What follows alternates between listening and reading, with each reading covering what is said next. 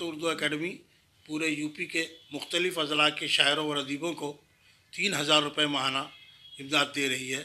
उसके लिए एक आमदनी की शर्त है कि 5,000 रुपये महीने से ज़्यादा जिसकी आमदनी न हो उसको दिया जाएगा, और उसकी उम्र कम अज़ कम 60 साल पार कर चुकी हो। 60 साल से कम वाले को वजीफ़ा नहीं दिया जाता है।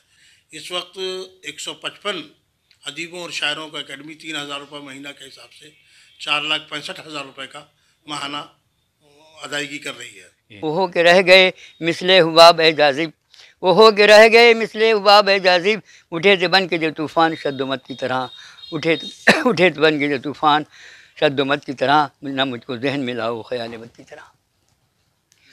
मुझे मोहम्मद फ़ारूक जाजिब लखनवी कहते हैं। ये शायरी का जो आगाज़ हुआ है वो सन 60 से हुआ है, और मैं उर्दू अकाडमी से वजीफ़ा जो मुझे मिल रहा है वो 2,000 रुपये मिल रहे हैं जी। और कुछ इसके अलावा आप क्या काम करते हैं? काम कुछ भी नहीं, अब खुद कर रहे हैं तो उम्र है ऐसी कि अब कोई काम करने का वक्त भी नहीं रह गया है।